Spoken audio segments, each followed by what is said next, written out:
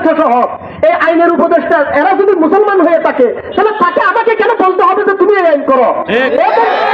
এত মুসলমানদেরকে পুরো বাংলাদেশের লোকদেরকে সে ডাকি বলতো যে আমরা এই আইন করতেছি, আপনারা আমাদের সাথে আছেন কিনা, ঠিক না?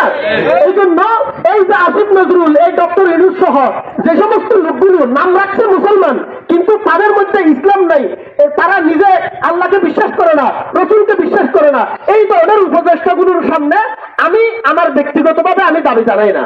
তবে আমি মুসলমানদেরকে বলি যে আপনাদের লজ্জা থাকা দরকার যে এই ধরনের গাদা এই সমস্ত ফুলাঙ্গার নাস্তিক ইসলাম পছন্দ করে না এই ধরনের লোকগুলোকে আপনারা কিভাবে ক্ষমতায় পাঠাচ্ছেন। এজন্য আমাদেরকে এদিক থেকে সজাগ করতে হবে যে আমরা যাদেরকে ক্ষমতায় পাঠাবো আল্লাহ আল্লাহ রসুলকে শুধু কি নামে বিশ্বাস করে, তার নামটা কি শুধু মুসলমান না বাস্তবেই সে মুসলমান, এটা দেখে আমরা সামনে ক্ষমতায় পাঠাবো ইনশাআল্লাহ। তখন আর আপনাকে বলতে হবে না, আন্দোলন করতে হবে না।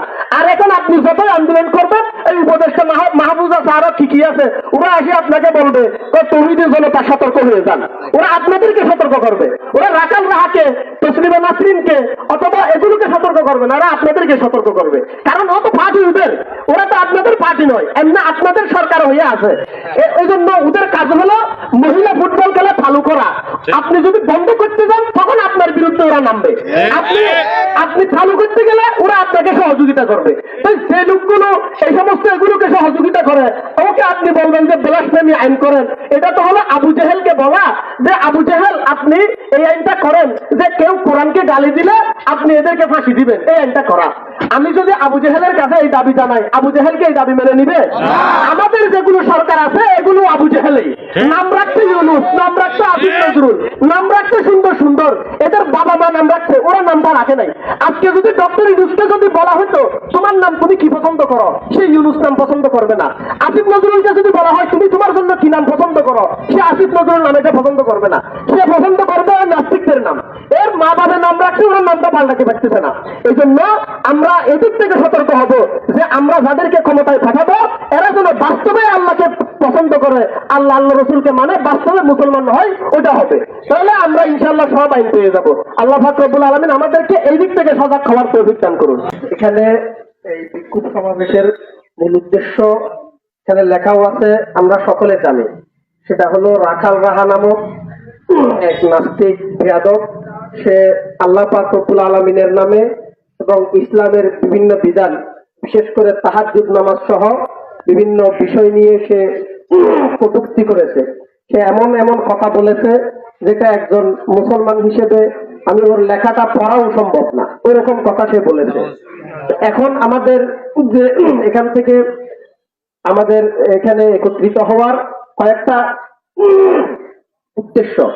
এখানে এক নম্বর উদ্দেশ্য হলো আসলে সে তো মুসলমানের ছেলে, তার নাম সাজ্জাদুর রহমান, মুসলমানের ছেলে হয়েও সে এই মানসিকতার হলো কিভাবে, এটা একটা সাইড। আরেকটা হলো সে এটা প্রকাশ করার সাহস পেল কিভাবে। আমরা যদি বাংলাদেশে ব্লাসফেমি আইন করা হয়, যারা রসুলের নামে, আল্লাহর নামে, ইসলামের নামে কটূক্তি করবে তাদেরকে মৃত্যুদণ্ড বা শক্ত কোনো শাস্তি দেওয়া হয়, এতে এটা তো সমাধান হবে যে সে বা যে কোনো নাস্তিক এগুলো প্রকাশ করার সাহস পাবে না। কিন্তু তারা নাস্তিক কিন্তু হইতেই থাকবে। একটা মানুষ এখানে দুইটা সাইড, একটা হলো সে মুসলমানের ঘরে জন্মগ্রহণ করার পরও সে এই ধরনের কথা বলতেছে কেন, একটা। দ্বিতীয় হলো এটা বলার সাহস পেল কেন। সাহস পাওয়ার কারণ হলো এটার জন্য উপযুক্ত কোনো আইন নেই। কিন্তু সে এরকম হলে কেন, এটাও আমাদেরকে চিন্তা করার দরকার। এখানে আজকে ওর মা বাপের, ওর মাতা পিতা যদি খুঁজে দেখা হয়, দেখা যাবে যে ওরা হয়তো ভালো মুসলমান, এটাও হইতে পারে। ও নাস্তিক কিন্তু ওর মা বাপ ভালো, এটা হইতে পারে। ওটা ওর বেলায় যেমন সম্ভব, আমার ছেলে, আপনার ছেলে এরকম নাস্তিক হয়ে যাওয়া এটাও সম্ভব। এগুলোর কারণ কি? কারণ হলো এই যে লোকগুলো নাস্তিক হচ্ছে, আল্লাহর নামে, রসুলের নামে গালি দিচ্ছে, বিভিন্ন ধরনের খারাপ কথাবার্তা বলতেছে, এটা শুরু থেকে সে নাস্তিক ছিল না। সে নাস্তিক হয়েছে তার সঙ্গীদের কারণে, সে নাস্তিক হয়েছে তার শিক্ষা সিলেবাসের কারণে, সে নাস্তিক হয়েছে তার শিক্ষকদের কারণে। এই জন্য আমরা যদি শুধু এতটুকু করি যে আমরা কেউ যদি গালি দেই তাহলে আমরা ওখানে যে আন্দোলন করব, মিছিল করব, এটাতে কিন্তু সমস্যার ফুল সমাধান হবে না, এটা হাফ সমাধান হবে। সমস্যার ফুল সমাধান হবে আমাদেরকে এখন থেকে আমার ছেলের বিষয়ে সজাগ হতে হবে। নতুন কোন নাস্তিক যেন আমার ঘর থেকে, আপনার ঘর থেকে, কোন মুসলমানের ঘর থেকে তৈরি না হয়, এটার জন্য সজাগ হতে হবে। এটার পদ্ধতি কি? এটার পদ্ধতি হলো আপনার ছেলেকে যেই শিক্ষাই দিবেন না কেন, কিন্তু আপনার ছেলেকে আগে মুসলমানি শিখান, আগে কোরআনি শিক্ষা দান করুন। আপনি আপনার ছেলেকে পাঠাইছেন ইংরেজি শিখতে, সে ইংরেজি শিখতে কিনা শিখে নাই আল্লাহ জানে, কিন্তু সে নাস্তিক হয়ে যাচ্ছে। সে ডাক্তারি, আপনার ছেলেকে আপনি পাঠাচ্ছেন ডাক্তার হওয়ার জন্য, সে ডাক্তার হচ্ছে কি হচ্ছে না এটা আল্লাহ জানে, কিন্তু সে নাস্তিক হয়ে আসতেছে। এটার কারণ হলো আমাদের শিক্ষাঙ্গন এটা নষ্ট হয়ে গেছে। আমাদের যেটা জেনারেল শিক্ষাঙ্গন, যেটাকে জাগতিক শিক্ষায় শিক্ষিত যেখানে করা হয়, স্কুল, কলেজ, ইউনিভার্সিটি, এটার একটা বড় অংশ এখন প্রায় 100% নাস্তিক, অথবা 80% নাস্তিক, অথবা 50% নাস্তিক, ওরকম স্কুল কলেজে পড়ে এবং ফুল মুসলমান আছে এরকম লোকের সংখ্যা অনেক কম। এই জন্য আজকে যে এই লোকগুলো তৈরি হচ্ছে, এটার পিছনে মূল কারণ আমাদের শিক্ষাঙ্গনের অবস্থা।